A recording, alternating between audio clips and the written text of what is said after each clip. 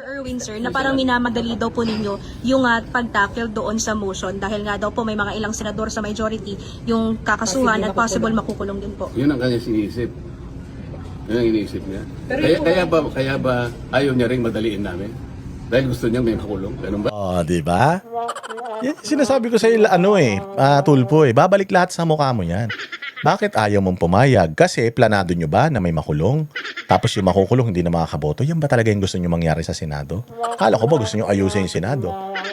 Bakit pinipilay nyo yung Senado? Dapat nga nagre-reklamo kayo Bakit sabay-sabay yung mga senador? Lahat na lang ng senador gusto nyo ipakulong. Ilan na lang kami matitira? Ang dami-daming problema ng Pilipinas, tapos ikukulong nyo yung mga senador. Dapat ganun, di ba? Senador ka, 24 kayo, makukulong pa yung 10. Tangina, anong problema ng bansa masusolusyon ng mga ulul kayo kung papayag kayo na makulong lahat ng mga senador?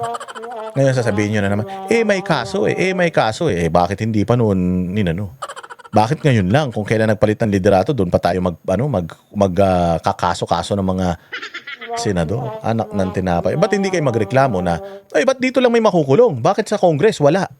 Bakit si Martin hindi makulong? Bakit si ganito? Bakit si ganyan? Di ba? Usually ganun Kapag bahay mo, inaatake yung bahay mo, ikaw nakatira sa bahay na, ipagtatanggol mo yung bahay mo. Pero hindi kasangkapan sila sa pagsira ng Senado Because that argument can cut both ways.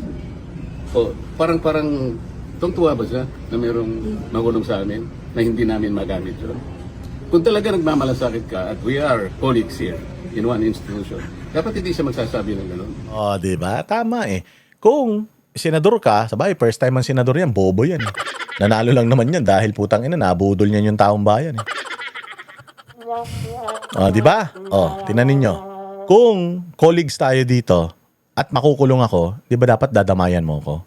Kaya nga naniniwala ako nung nagputukan nung nakaraan, sangkot sila O hindi man sila sangkot, pero alam nila na magkakagulo sa Senado noon Kasi ganyan siya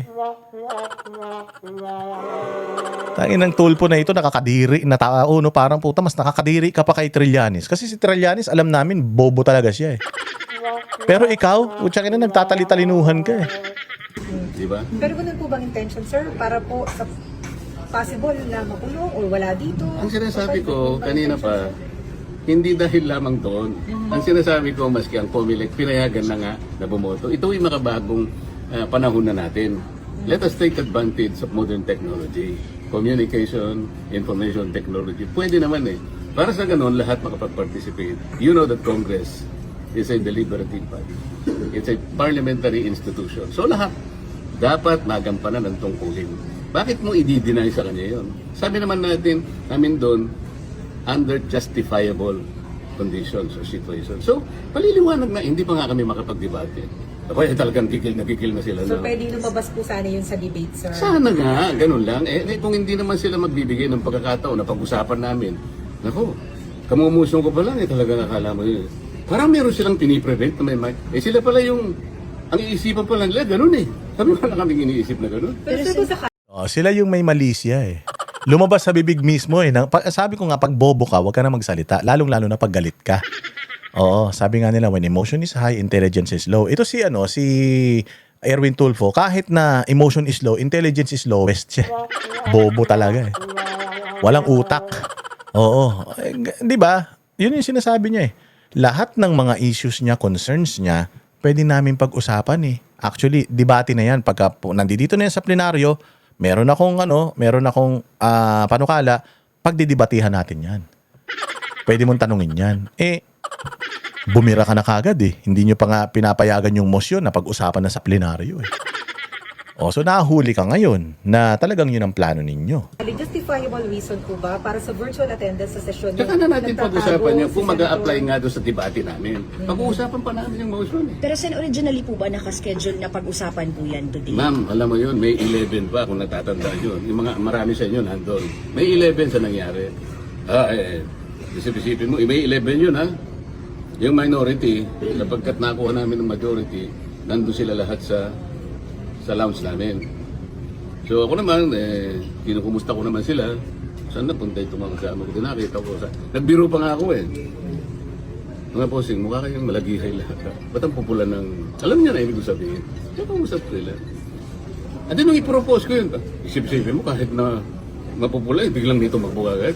Talagang binabantayan na parang is there something spectacular? Yun ang yun ang problema. Bakit parang napaka-special sa inyo? Parang bakit takot na takot ka ba kayo na i-amend natin ito? Ayaw ba ninyong i-take advantage sa modern technology?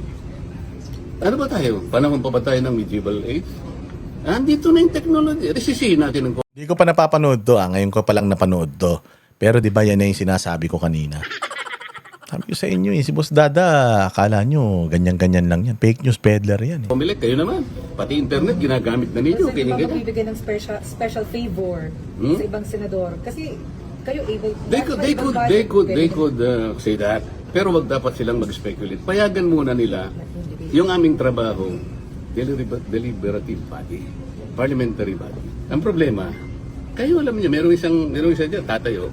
Pag in-interpolate mo, tatakbo. Kung ngingiti ka, kilala mo, di And ba? you're referring to... Ikaw na, kilala mo sila. Tatayo siya. Pag gusto mo siyang interpolate, tatakbo siya dun sa lounge, o kaya akit siya. Ang karaniwang ginagawa, pupunta siya sa inyo. Si Lacson yan. Si Ping. Interview rito, interview doon. Hindi po ganun ang Congress. Hindi po ganun ang Senate. Either nakidebate ka, kung ayaw mo makipagdebate, you have no right to become a senator of this republic. Kung mag-walk out ka lang, kayo po. E ngayon po, baka ang iniisip nila ngayon, parang kami na naman ang masama. Hindi po kami nag-walk out. You just imagine this. Hindi ba kami, mga mature na tao, napag-usapan namin ito? Binoto po kami para pagdebatihin ang lahat ng bagay. Bakit ka mag-walk out? Bakit ka mag-walk out? Yung mandato bang binigay sa iyo ng bayan, hindi importante sa iyo. Natatakot ka bang makipagdebate? Yun ang problema nila eh. Kami po hindi kami yung gumagawa. Hindi kami nag-uumpisa nito. So they just walk out and then they question the quorum. What do you think? Pero sir, your comment No, what do you think? Your comment Teka muna. They walk out and somebody was left to just move to adjourn. What do you think? Dahil wala pang quorum. Sila nga nabigyan ng condition pa mawala ang quorum. So, plano nila yun eh. So what do you think? So what do you think, sir? Kasi kayo ang magboboto. Kayo ako naman, siyempre, kailangan naman magtanong naman ako sa inyo. Hindi naman yung palagi Hindi lang namin kami. pwede ikaw ang sarili namin. Kayo No, pwede namin sa report I am not namin. asking. Bobo kayo. Di ba kung talagang updated kayo, pag tinanong kayo, alam nyo, hindi kayo nakikinig. Mga tanga kayo, mga journalist kayo. May tanong sa inyo, kung di mo kaya sagutin, hindi po namin masagot, sir eh. Hindi na magdadahilan ka pa, hindi naman kami pwedeng ikot, bobols. Kung di mo alam, huwag ka na magdahilan. Sabi mo na lang, di mo alam, di mo naman naiintindihan talaga eh. Tanga ka eh, tagahawak ka lang ng mic, ganun ka lang eh. Mabalita ka lang eh. Aray, ang sakit na magsalita, Boss Dada. You as a reporter at a patriotic citizen of this republic, lahat tayo kasama rito. Gusto ko makita nyo yung distinction. Salamat po sa inyong lahat. Di ba? Hindi nyo naman pala kayang sumagot. Tapos tanong kayo ng tanong. Tapos gusto nyo papahabain yung interview. Inanin nyo eh. Sa minamadali, bakit kailangan mo yung araw video? Isa pang tanga. Tinanong na kanina yun. Tinatanong ulit, ulul. Ayan, sir, na may ano daw po, yung whole departure order, sir. Ang susunod na yan, boss. Opo. Pagbibigyan ko kayo. Pero sir, yung whole departure order po ng Pagbibigyan ko kayo sa susunod. Ano lang ito kasi medyo po. Ano ngayon? Ay, nako. Di ba ang saya-saya? Oo, ang saya-saya natin, ano? Kahit pa paano, nakakasuntok tayo eh. Kasi hindi lang lagi sila bida eh. Bida-bida sila, nasanay sila, mga spoiled sila. Yan ang panatero, walang inuurungan.